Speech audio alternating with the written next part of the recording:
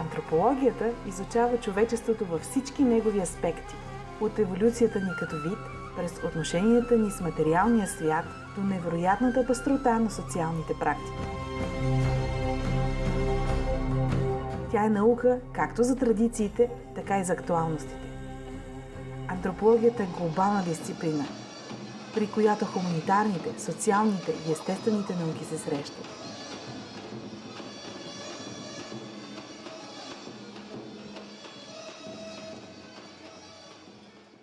Антропологията не е наука, която се прави сама по себе си или се прави за хора, които складират в себе си едно знание, което е неприложимо. Напротив. Самопознание. Познаване на себе си чрез другите. Да познаеш другите, за да можеш да намериш някакви ключове, да познаваш себе си, да си изработиш инструменти, да се самопознаваш. Това е антропологията за мен.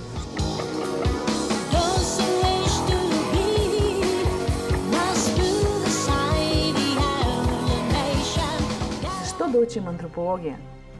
Защото искаме да научим повече за себе си, за другия, за заобикалящия ни свят, за това как другите виждат света. Антропологията винаги ще се интересува от сегашното, защото сегашното има история. Да разберем как сме стигнали до тук. Защо нещата значат това, което значат. Откъде са дошли?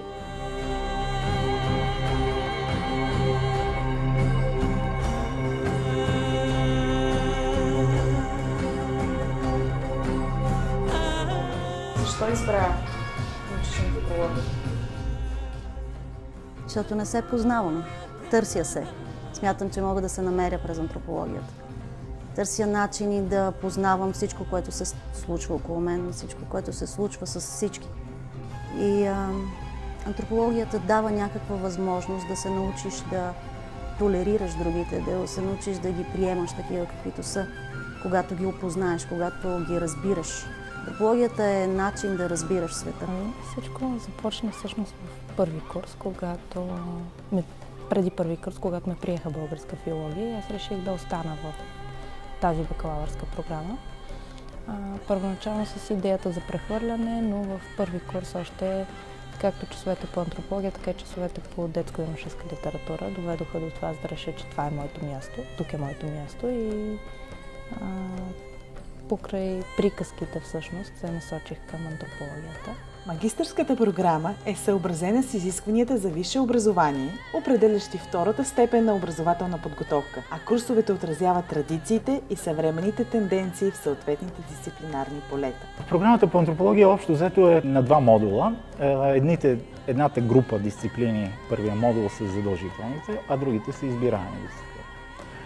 Задължителните дисциплини са направени в такъв порядък, че да могат да обхванат всичко това, което дава знание за съвременната антропология, за това, което се случва, т.е. едно актуално знание. И от друга страна, понеже е важно това знание да бъде конвертирано, ние се опитваме да направим програма, която завършвайки студента да има поглед върху всичко това, което се случва в областта на антропологията и на практика реалните му знания да бъдат съответни на това, което се изучава, да кажем, в други университети, при това не само български. Коя ти беше любимата дисциплина? Интерпретативната антропология.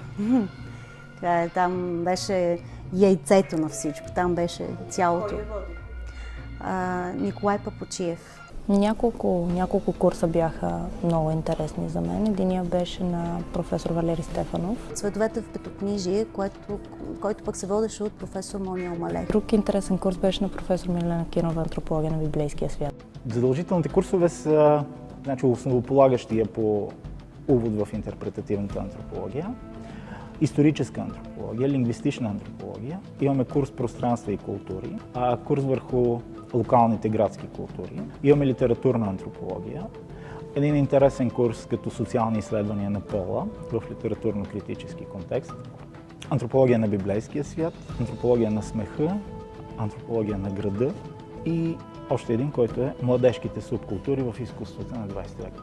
Това, което сме се опитали да направим, е наистина да създадем един модерен учебен план, актуален учебен план, в който младите хора първо да могат да намерят нещо интересно за себе си. Същевременно обаче дадем основата и на едно, пак казвам, на едно антропологично конвертируемо знание. При обучението се стимулира студентската мобилност и се предоставя възможност два от избираемите курсове да се получат от дисциплини, включени в сходни магистърски програми в други факултети на Софийския университет. Един от големите въпроси, който студентите често пъти си задават и който е абсолютно резонен, аз какво мога да правя, каква ще е моята реализация след тази програма. Програмата предполага и продължаващо обучение в други университети в страната и чужбина. Знанието, което трябва да се получи, трябва да има практическа приложимост и всъщност това е един от големите акценти и според мен това е силата точно на тази магистърска програма.